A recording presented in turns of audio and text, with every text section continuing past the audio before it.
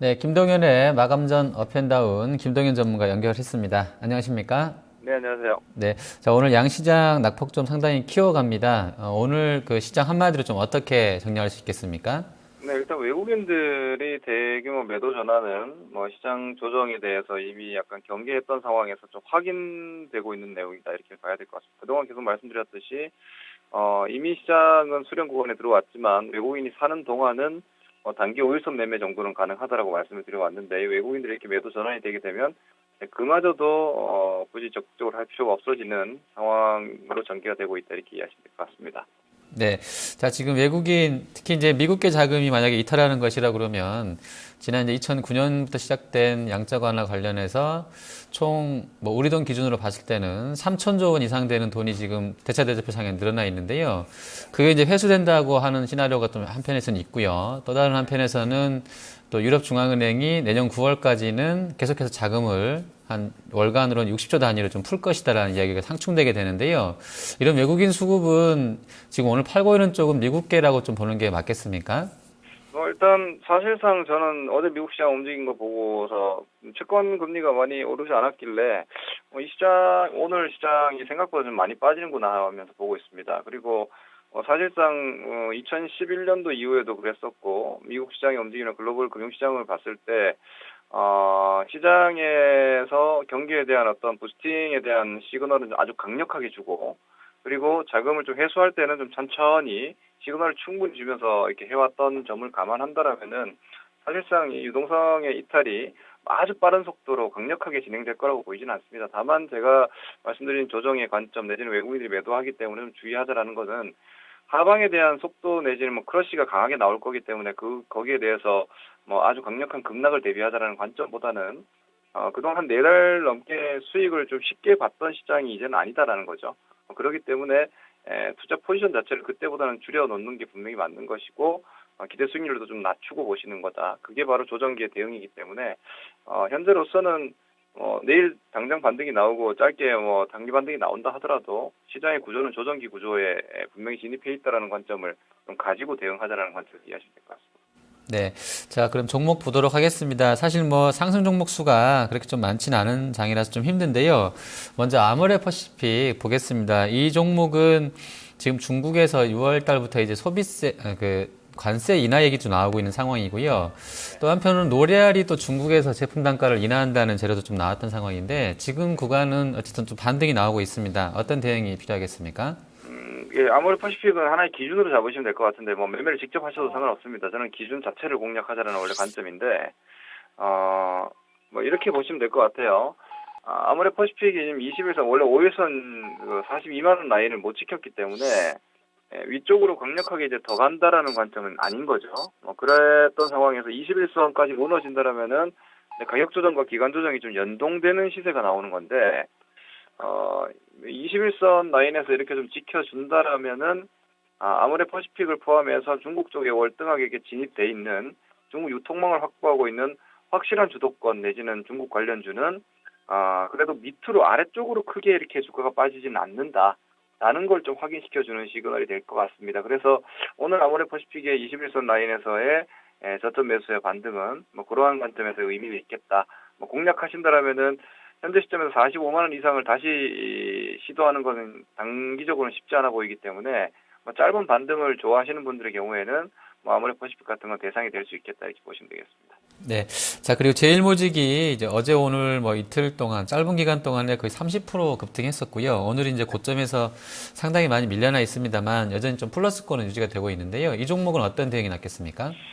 저는 사실 제일모직이나 삼성 SDS나 삼성 지배구조 관련한 매매를 공략하는 건 반대합니다. 이것은 이슈이고, 이거 펀더멘탈로 움직이는 것이 아니기 때문에, 일단 그쪽은 그냥 하나의 어떤 삼성그룹사의 이벤트라고 이해하시면 좋겠고, 시황 관점에서 본다면 사실 지수 왜곡이죠. 삼성 SDS와 제일모직이 시가총액 5위 10위권에 있기 때문에, 거기에도 삼성물산 포함해서 움직여버리면은, 사실상 어제 오늘 지수가 이 섹터 종목들이 없었더라면 훨씬 더 빠졌을 겁니다.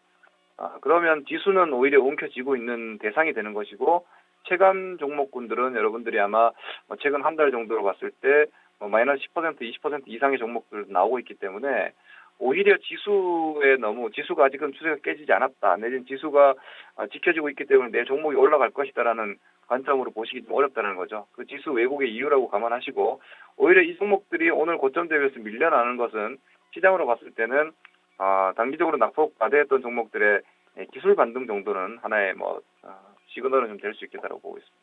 네. 자, 그리고 중국 테마 관련해서 이제 소비 컨셉 관련해서요. 보령 메디앙스가 오늘 아주 급등세입니다. 시장 대비로는 아주 좋은 흐름입니다. 현재 거의 13% 급등해 있는 상황인데요. 보령 메디앙스는 어디다 좀 포인트를 맞춰야 되겠습니까?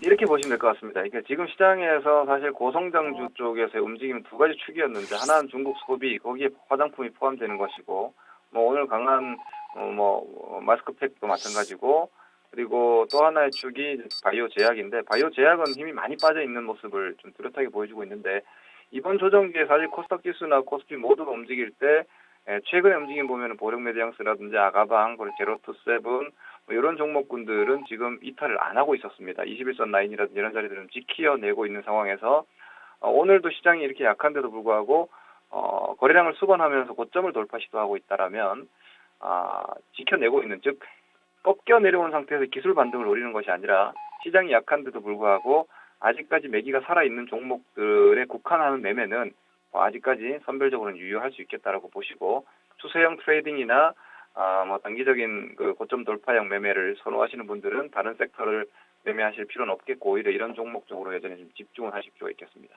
네. 자, 그리고 하락 쪽 보겠습니다. 이쪽 업종으로 보면 올해 한 해 좋았던 증권이나 의약품도 포함되어 있고요. 또 이제 음식료 같은 경우도 들어와 있는데 종목으로 보면 대우조선이나 삼성전자, CJ전자 비교적 큰 시총이 큰 종목군들도 같이 좀 밀려나는데요.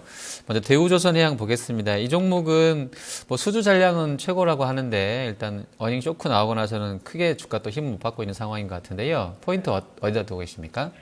일단 지금 모멘텀보다도 대우조선을 저는 시장에서 가장 약한 종목이라고 판단을 하고 있습니다. 가장 약한 종목을 매매를 하자라는 것이 아니라 이 약한 종목이 어떻게 움직이느냐. 예를 들어서 지금 지수가 이렇게 많이 떨어지고 있고 2100포인트가 이탈이 될 때도 대우조선해양이 15000 라인을 크게 이탈하지 않고 지켜낸다라면 이런 거죠. 지수가 밀리고 미국이 금리 인상을 하더라도 가격은 통한다. 싼 주식이 위험해지는 정도의 경기 충격 내지는 시장 충격은 아니다라고 시장이 확인시켜주는 것이 될 겁니다. 그렇게 된다면은 건설주라든지 화학주라든지 이런 밸류에이션 매력을 일부 가지고 있는 종목들은 저가 공략은 된다라는 얘기고요. 그 관점은 단기보다는 좀 중기성 포인트가 되기 때문에 대우조선은 제가 지금 한 2, 3주째 말씀드리고 있는 것 같은데 계속해서 매매하지 않더라도 약한 종목을 기준으로 시장의 지지력을 체크하실 수 있는 어떤 도구가 되겠다 이렇게 판단하시면 될 것 같습니다. 네. 자, 그리고 이제 시총 1위인 삼성전자 보겠습니다. 이제 한간에는 이제 제일모직이랑 삼성전자 롱숏 또 나오고 그런 이야기도 나오고요. 또 오늘은 외국인이 선물 쪽에서 한 10,000계약 때리게 되면서 계리율이 마이너스권에 가다 보니까 이제 프로그램 쪽으로도 한 3,000억 매물 나오면서 영향을 좀 받을 수도 있을 것 같은데요. 자, 전자의 흐름 어떻게 전망하십니까? 좀 재밌는 얘기지만 사실 삼성전자 빗장 매도 나오고 프로그램 매도 나오는 거를 저는 사실 액면 외국인들이 찍혀있다고 그 돈이 100% 외국인의 자금일 거라고 생각하지는 않습니다. 이 관점은 여러분들 그냥 한번 생각해 보시기 바라고요. 이 삼성전자는 저는 두 가지 초점으로 볼 필요가 있다고 봅니다. 하나는 지수 시가총액 1등이고 또 하나는 삼성 지배 구조 관련한 그 상속 승계에 있어서 핵심 종목일 수밖에 없습니다. 이건희 회장의 지분이 상속이 어쨌거나 돼야 되기 때문에 그런 관점에서 봐서 오너 일가는 삼성전자 주가 상승을 원치 않겠죠. 비용이 많이 드니까. 그런 관점을 본다면은 오히려 삼성전자는 좀 부진할 수 있는 가능성이 높고 삼성전자가 부진하더라면은 주식시장의 코스피 지수가 가볍게 움직이기는 좀 쉽지 않을 거다. 지금 종목들 밀려있는 상태에서 지수도 약하다라면은 체감적으로 크게 개선되기는 좀 어렵다라는 논리로 시나리오를 좀 풀어나갈 필요가 있을 것 같습니다. 네. 자, 그리고 환율이 지금 달러 강세로 가게 되면서 원달러가 상당히 가파르게 지금 한 1110원도 넘보고 있는 그런 상황인데요. 자, 내수주 대표주라 할 수 있는 CJ제일제당 이 종목은 좀 어떤 대응이 필요하겠습니까? 저 같은 경우는 환율 기준으로는 이렇게 판단을 하고 있습니다. 예를 들어서 9월 달에 9월 이후 9월이면 10월 FOMC에서 미국이 금리 인상을 한다라고 가정을 하면 한 6월부터 이제 컨센서스가 나오겠죠. 6월 FOMC에서부터 약간 이제 이 문구 자체가 좀 확실하게 좀 바뀌어줄 겁니다. 그때가 달러 강세 거의 피크가 되지 않을까. 물론 그 이후에 달러 강세가 확 꺾이지는 않겠지만 이벤트성 달러 강세는 그 구간대가 가장 정점이 되지 않을까라고 보고 있기 때문에 뭐 환율은 기본적으로 원화가 다시 한번 뭐 강세 쪽으로의 전환 가능성은 여전히 있다라고 보고요. 그와 더불어서 CJ 그룹주 같은 경우에는 미디어라든지 뭐 음식료 같은 경우는 여전히 뭐 이후에도 뭐 고령화라든지 이런 부분들 여러 가지 재료들이 있기 때문에 지금 현재 시장에서 이번 조정이 나올 때 그러니까 사고 싶었던 조정이 시장 때문에 조정이 나오는 건 찬스죠.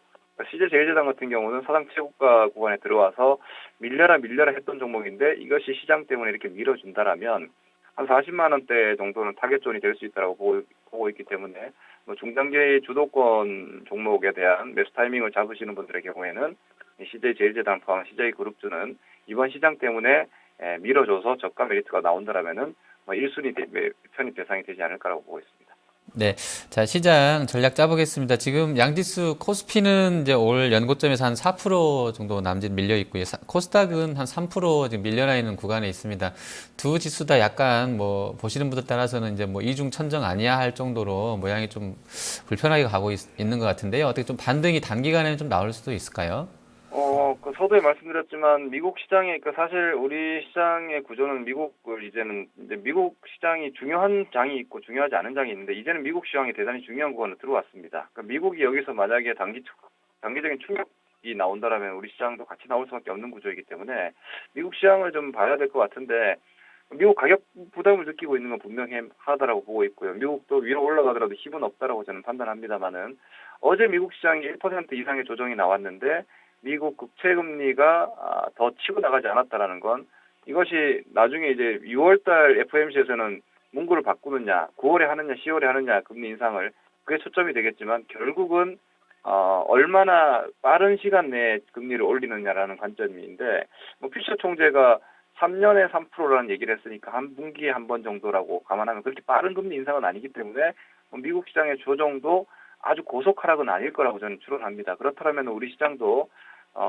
반등을 중간중간에 주면서 움직일 것이고 아주 급락형 조정도 아닐 거라고 예상하기 때문에 다만 오히려 4월 이후에 시장은 고개를 좀 숙이고 있는 건 분명하기 때문에 목표 수익률을 좀 낮추시고 공격적으로 매수하고 싶더라도 타이밍을 조금 늦추신다라면 뭐 아쉬울 게 없다고 보고 있고요. 중장기적으로 봤을 때는 조금 시간을 여유를 가지고 저가 매수 관점에서만 접근을 하시는 게 지금은 좋은 전략이지 않을까 싶습니다. 네, 알겠습니다. 오늘 말씀 잘 들었습니다. 네, 고맙습니다. 네, 김동현의 마감정 업앤다운이었습니다.